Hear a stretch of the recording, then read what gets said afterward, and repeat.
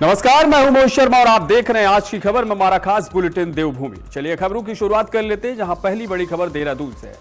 एक अहम पहल की तस्वीर सामने आई, जहां विश्व वाघ दिवस के मौके पर उत्तराखंड प्रदूषण नियंत्रण बोर्ड ने सिंगल यूज प्लास्टिक पर रोक और उसके प्रभावी क्रियान्वयन को लेकर एक सेमिनार आयोजित किया। इस दौरान मुख्यमंत्री पुष्कर सिंह धामी ने पर्यावरण संरक्षण, स्वच्छ पर्यावरण और प्लास्टिक मुक्त उत्तराखंड के संकल्प को दोहराया। उन्होंने पर्यटकों से अपील की कि प्राकृतिक स्थलों की सुंदरता बनाए रखें और कहीं भी कचरा न फैलाएं। साथ ही युवाओं को प्लास्टिक मुक्त अभियान से जोड़कर जन जागरूकता बढ़ाने पर भी जोर दिया।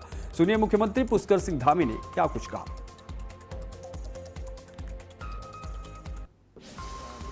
दिवस है और इस बाघ दिवस पर यहाँ उत्तराखंड प्रदूषण नियंत्रण बोर्ड के द्वारा यहाँ सिंगल यूज प्लास्टिक पर बैन और उसके प्रभावी क्रियान्वयन पर एक संगोष्ठी का आयोजन किया गया है। निश्चित रूप से ये संगोष्ठी एक संदेश देने का काम करेगी, सभी लोगों को जागरूक करने का काम करेगी। जो पूरे देश दुनिया से हमारे यहाँ धार्मिक आस्थाओं के स्थान पर लोग आते हैं, पर्यटन के लिए आते हैं, बहुत सारे स्थानों पर जाते हैं, उन सभी से भी हम आग्रह करना चाहते हैं कि जो सिंगल यूज प्लास्टिक है, कचरा है, उसको यात्रा का पूरा आनंद लें। हमारे जो अनेक स्थान हैं उन स्थानों पर जाएं, हम उन सभी का स्वागत करते हैं, स्वागत करेंगे। सभी प्रबंध हम अपने अच्छे करने का प्रयास करते हैं, लेकिन यहाँ पर कचरा न छूटे, उनसे कचरा छोड़कर न जाएं। और साथ ही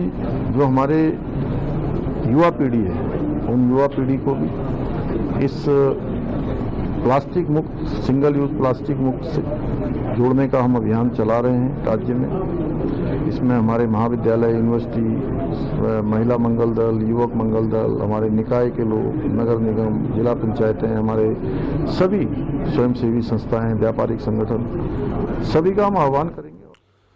अगली खबर है, जहां ग्लोबल टाइगर डे के अवसर पर देहरादून के हयात सेंट्रिक में सिंगल यूज प्लास्टिक पर लगी रोक को प्रभावी ढंग से लागू करने और उसके पालन को लेकर राज्य स्तरीय कंसल्टेशन वर्कशॉप आयोजित की गई।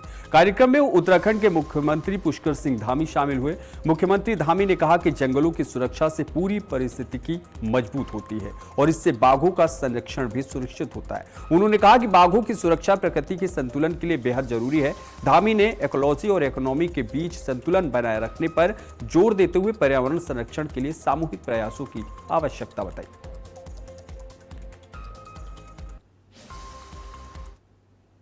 तो सच में आज का दिन जो है ये हमारे लिए बहुत विशेष दिन है।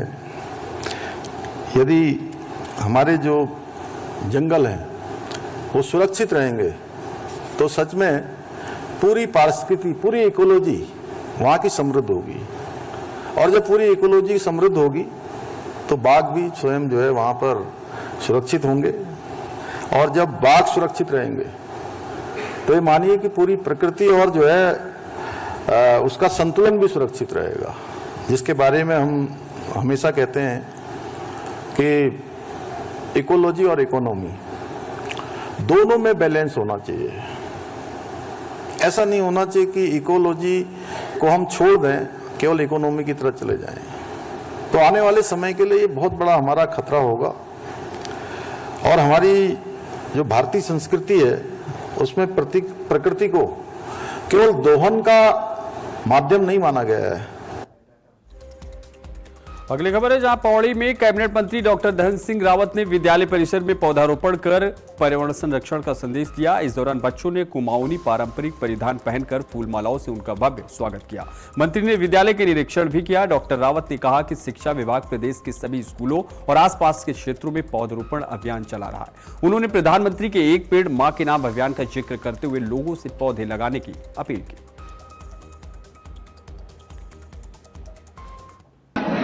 हमारा प्रत्येक बच्चा है, गार्जियन है, टीचर हैं, विभाग के अधिकारी हैं, हर स्कूल में भी और हर स्कूल के आसपास भी वृक्षारोपण का कार्यक्रम चल रहा है। हमारे प्रधानमंत्री जी ने सबसे आह्वान किया है कि एक पेड़ माँ के नाम पे जरूर आप एक बच्चे को जरूर लगाना। और आज मैं इसी परिप्रेक्ष्य में जो जिज्ञासी बवाली में आ रखा हूँ यहाँ पे हम एक स्मार्ट क्लास भी दे रहे हैं, एक बच्चों को लैब भी देंगे और इस स्कूल में और प्राइमरी को मिला के भी एक बच्चों के लिए एक अलग से जो है हॉल भी देंगे ताकि बच्चे वहाँ पे अपनी गतिविधियाँ भी कर सकें। बाकी टीचरों की भी कमियाँ पूरी हो रही है। अभी लगभग 811 लेक्चरर के पद हमारे जो रिक्त हैं उनके आजकल लोक सेवा आयोग से जो है आप भर्ती प्रक्रिया गतिमान है और मुझे लगता है कि बहुत जल्दी हमारे डीलर अभ्यर्थियों के लिए वैकेंसी कब तक रहेगी? देखिए प्राइमरी में हमने अगली खबर है जहां उत्तराखंड महिला कांग्रेस ने देश के लिए नए शिक्षा मंत्री प्रहलाद जोशी के खिलाफ प्रदर्शन किया। कांग्रेस मुख्यालय के पास एशले हॉल चौक पर महिला कांग्रेस कार्यकर्ताओं ने प्रदेश अध्यक्ष ज्योति रौतेला के नेतृत्व में सरकार के खिलाफ नारेबाजी की और शिक्षा मंत्री का पुतला जलाया। महिला कांग्रेस की प्रदेश अध्यक्ष ज्योति रौतेला ने आरोप लगाया कि शिक्षा मंत्री का आचरण महिला सम्मान के नजरिए से उचित नहीं है। उन्होंने कहा कि इसी मुद्दों को लेकर महिला कांग्रेस देश भर में विरोध प्रदर्शन कर रही है और सरकार से शिक्षा मंत्री को पद से हटाने की मांग कर रही है।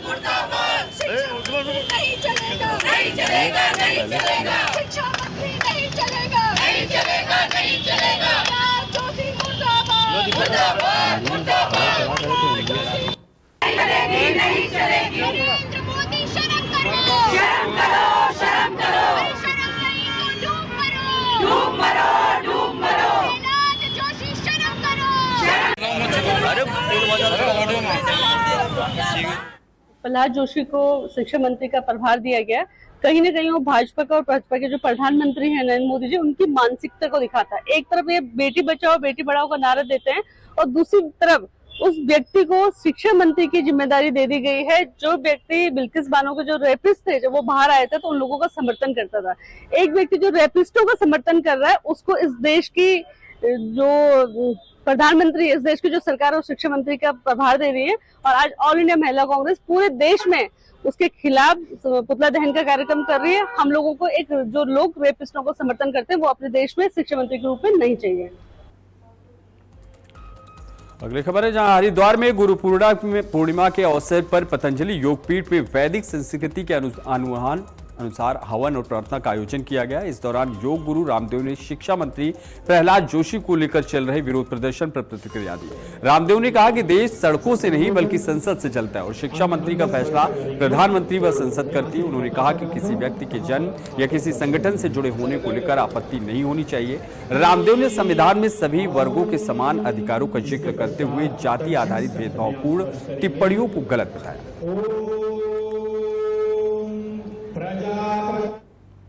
देश सड़कों से नहीं चलेगा, देश संसद से ही चलेगा। और शिक्षा मंत्री कौन होगा कौन नहीं होगा ये सड़कों पर तय नहीं होगा, ये देश का प्रधानमंत्री और देश की संसद तय करेगी। अब कुछ लोगों ने आजादी के नारे लगाए, ब्राह्मणवाद से आजादी भाई, आरएसएस से आजादी भाई, इस जात उस पंथ से आजादी। अब भाई वो ब्राह्मण कुल में पैदा हुआ है और यदि आरएसएस से उसने राष्ट्रवाद सीखा है प्रहलाद जोशी जी ने तो इसके किसी के पेट में दर्द नहीं होना चाहिए। यदि आपको जो अधिकार इस देश का संविधान किसी दलित शोषित वंचित को देता है वही अधिकार इस देश में ब्राह्मण को भी देता है। इसलिए ब्राह्मणवाद को गाली देना, मैं कहता हूं कोई भी बात नहीं होना चाहिए, लेकिन ब्राह्मणों को भी गाली देना वह भी असंवैधानिक है, अलोकतांत्रिक है। शूद्र को गाली देना भी अलोकतांत्रिक है। अगली खबर है हरिद्वार में भारतीय करेंसी नोटों से सजी एक अनोखी कांवड़ लोगों के आकर्षण का केंद्र बनी हुई है। कांवड़ यात्री तरुण ने भगवान शिव को समर्पित करने के लिए नोटों से कांवड़ तैयार की। तरुण ने बताया कि इस कांवड़ को बनाने में उनके पूरे परिवार को करीब 24 घंटे यानी एक दिन और रात का समय लगा। उन्होंने कहा कि वे इन नोटों को मंदिर में अर्पित करना चाहते थे, इसलिए उन्होंने नोटों से कांवड़ का निर्माण किया और इसे मंदिर में दान करेंगे।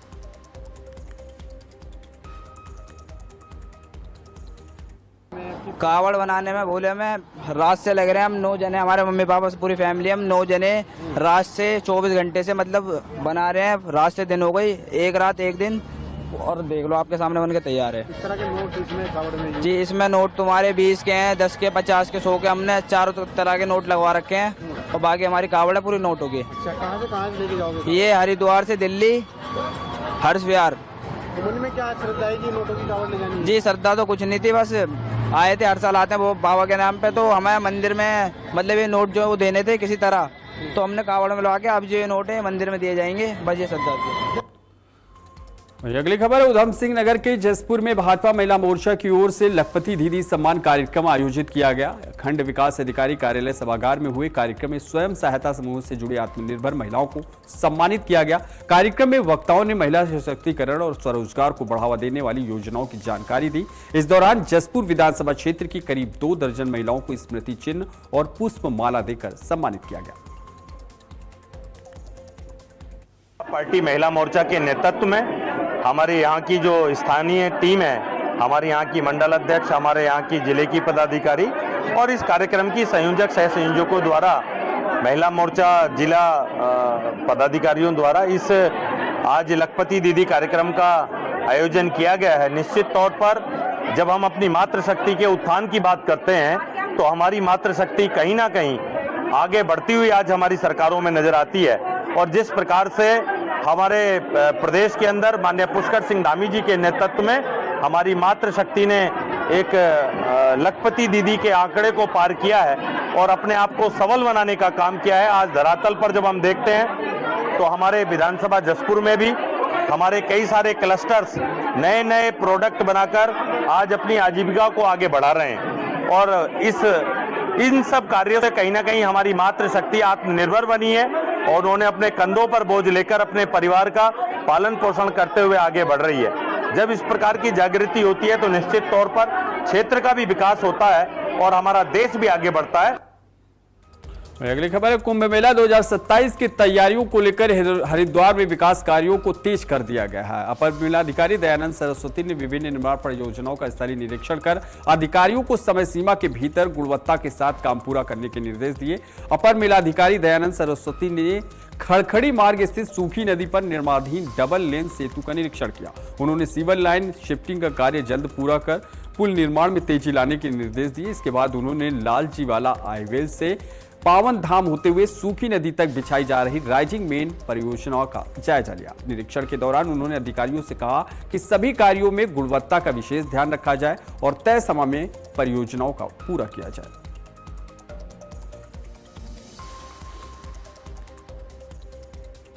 वहीं अगली खबर, देहरादून में मतदाता सूची के विशेष गहन पुनरीक्षण अभियान की निगरानी के लिए जिलाधिकारी डॉक्टर आशीष चौहान ने अजबपुर कला क्षेत्र का दौरा किया। उन्होंने घर घर जाकर मतदाताओं को नोटिस वितरण की प्रक्रिया का निरीक्षण किया और बीएलओ से जानकारी ली। डीएम ने पुनरीक्षण कार्य को पारदर्शी और त्रुटि रहित तरीके से पूरा करने के निर्देश दिए। जिले में 11,90,000 से अधिक मतदाताओं की मैपिंग पूरी हो चुकी है, जबकि विवरण में विसंगति वाले करीब 5,47,000 मतदाताओं को नोटिस देकर संशोधन की प्रक्रिया कराई जा रही है।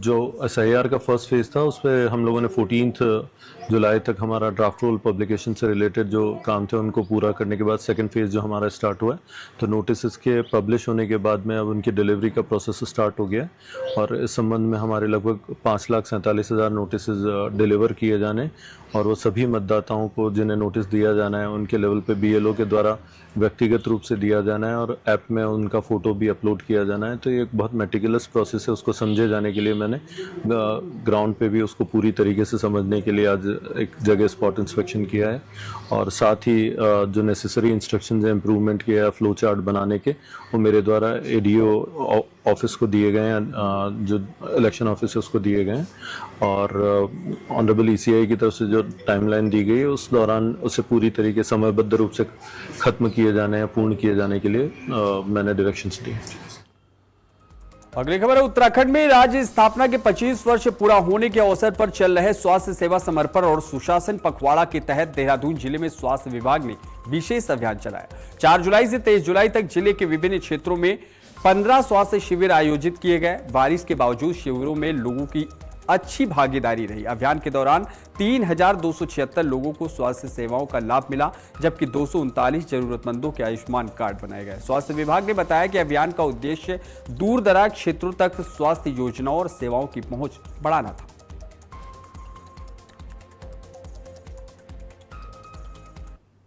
अभी देखिए, ये अभी हमारा जो है यहाँ प्रदेश में 25 साल पूरे होने पर ये स्वास्थ्य एक इसमें सेवा समर्पण और सुशासन का एक पखवाड़ा जो है वो मनाया गया था, और जिसमें हमारे 4 जुलाई से ये कैंप शुरू हुए थे और अभी 23 जुलाई तक ये कैंप चले, जिसमें हमारे 15 कैंप जो है स्वास्थ्य शिविर विभिन्न स्थानों पर वो ब्लॉक में और विभिन्न स्थानों पर वो लगाए गए।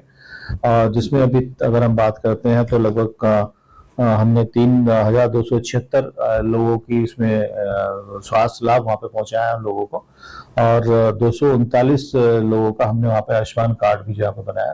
तो काफी मात्रा में वहाँ पे लोग उपस्थित हुए। प्रत्येक कैंप की अगर बात करते हैं तो लगभग 250 के आसपास फुटफॉल प्रत्येक कैंप में रहा, और काफी लोगों को, हालांकि बरसात का मौसम था फिर भी काफी लोगों ने इस स्वास्थ्य शिविर का फायदा उठाया, और जो स्वास्थ्य विभाग के द्वारा सेवाएं प्रदान की जा रही है उनकी संबंधित जानकारी प्रदान की गई लोगों को, और जो स्वास्थ्य सेवाएं हम उपलब्ध करा सकते थे उस लिए वो स्वास्थ्य सेवाएं भी सभी को उपलब्ध कराई गई। अगली खबर है, नैनीताल नगर पालिका निर्माण समिति की बैठक अध्यक्ष शीतल कटियार की अध्यक्षता में आयोजित हुई। बैठक में सभी 15 वार्डों में स्वीकृत 5-5 लाख रुपए की लागत से चल रहे निर्माण कार्यों की समीक्षा की गई। साथ ही प्रस्तावित विकास कार्यों पर भी चर्चा हुई। समिति अध्यक्ष ने कहा कि जिन वार्डों में अभी काम शुरू नहीं हुए हैं वहां जल्द ही निर्माण कार्य शुरू कराए जाएंगे। बैठक में समिति सदस्य और नगर पालिका कर्मचारी भी मौजूद रहे।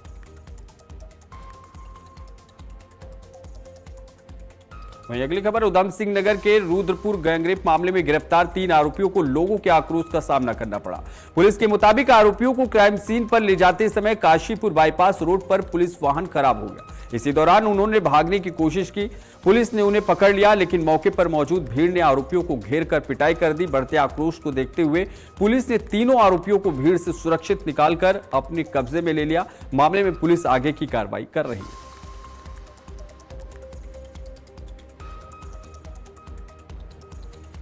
वहीं अगली खबर, देहरादून के नंदा की चौकी पर नवनिर्मित पुल को लेकर उठ रहे सवालों पर लोक निर्माण विभाग ने स्थिति साफ की है। विभाग के सचिव पंकज कुमार पांडे ने बताया कि पुल पूरी तरह सुरक्षित है, जबकि भारी बारिश के कारण सिर्फ अप्रोच रोड का एक हिस्सा धंसा है। उन्होंने बताया कि सड़क की मरम्मत का काम तेजी से चल रहा है। मामले की जांच के लिए मुख्य अभियंता को मौके पर भेजा गया है। जांच में लापरवाही मिलने पर अधिकारियों और ठेकेदारों के खिलाफ कार्रवाई की जाएगी।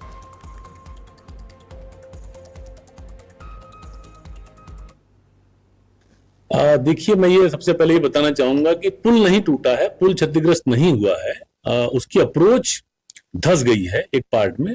दूसरा, जो स्ट्रक्चर जो हम लोगों ने अभी बनाया, जो रिसेंटली हमने चालू किया था, उसमें किसी में भी कोई इशू नहीं आया है अभी तक जो हम लोग देख पा रहे हैं उसमें। और कल रात में जो ज्यादा बारिश आई है उसकी वजह से ऐसा लग रहा है कि जो बहाव है पानी का वो उस तरफ चला गया, और वहां पे नीचे से उसने स्कावर करके कटिंग किया है, जो अभी हम लोग ऊपर से देख नहीं पा रहे। हम ये मान के चल रहे हैं कि ऐसा हुआ है। उसकी वजह से पूरा वो जो अंदर उसके मिट्टी और बाकी सारे मटेरियल डाला गया था, आरबीएम था, वो निकल गया उसमें से, इस वजह से वो धंस गया।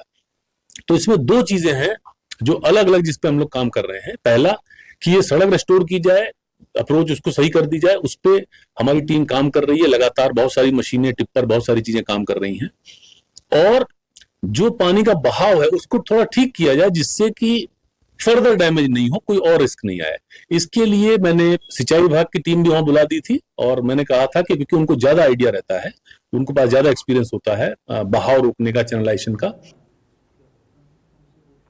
अगली खबर, उधम सिंह नगर में अवैध शराब के खिलाफ आबकारी विभाग ने बड़ी कार्रवाई की है। काशीपुर क्षेत्र के ग्रामीण कलियावाला और केशरी गणेशपुर में छापेमारी कर टीम ने 430 लीटर अवैध कच्ची शराब बरामद की। जिला आबकारी अधिकारी महेंद्र सिंह बिष्ट के निर्देशन में हुई कार्रवाई के दौरान संदिग्ध ठिकानों, घरों, भूसों के गोदाम और झाड़ियों में तलाशी ली गई। बरामद शराब को कब्जे में लेकर संबंधित आरोपियों के खिलाफ आबकारी अधिनियम के तहत कार्रवाई शुरू कर दी गई है। विभाग ने अवैध शराब के खिलाफ अभियान जारी रखने की बात कही है। देखिए, हमारी जो 4 आबकारी क्षेत्र हैं उसमें लगातार हमारी दबिश कार्रवाई अवैध शराब के विरुद्ध चल रही है। आज हमने रुद्रपुर और खटीमा के आलावाली में कार्रवाई की है। इसके अलावा पिछले दिनों हमने काशीपुर और बाजपुर में भी कार्रवाई की थी। इसमें हजारों लीटर हमको लहन हमने बरामद किया था, और करीबन 500 लीटर शराब हमने जो है कच्ची शराब हमने बरामद की है, और ये कार्रवाई हमारी आगे भी चलती रहेगी। अभी तक कितने लोगों को गिरफ्तार किया गया है? अभी तक हमने पिछले 2-3 दिनों में ही 6-7 लोगों को हमने गिरफ्तार कर लिया है, जिन पर धारा 60 आबकारी अधिनियम के तहत मुकदमा पंजीकृत किया गया है। ऐसे लोगों को चिन्हित कर आगे क्या कार्रवाई की जाएगी जो लगातार ऐसे मामलों में लिप्त पाए जा रहे हैं? देखिए, जो लोग ये लिप्त पाए जा रहे हैं उन पर हम वैधानिक कार्रवाई पूरी कर रहे हैं और इन पे अभियोग तो पंजीकृत कर ही दिया है। इनकी चार्जशीट जो है माननीय न्यायालय में हम लोग प्रेषित कर रहे हैं। अगली खबर है, उत्तराखंड के गढ़वाल क्षेत्र में लगातार हो रही भारी बारिश का असर अब ऋषिकेश में भी साफ दिखाई देने लगा है। त्रिवेणी घाट पर गंगा नदी का बहाव तेज हो गया और जलस्तर लगातार बढ़ रहा है। हालांकि सेंट्रल वाटर कमीशन के मुताबिक गंगा अभी भी चेतावनी के निशान से करीब 50 सेंटीमीटर नीचे बह रही है। इसके बावजूद प्रशासन हालात पर लगातार नजर बनाए हुए और नदी किनारे रहने वाले लोगों से सतर्क रहने की अपील की गई। बुलेटिन में फिलहाल के लिए बस इतना ही। देश और दुनिया की तमाम बड़ी खबरों के लिए देखते रहिए आज की खबर। नमस्कार।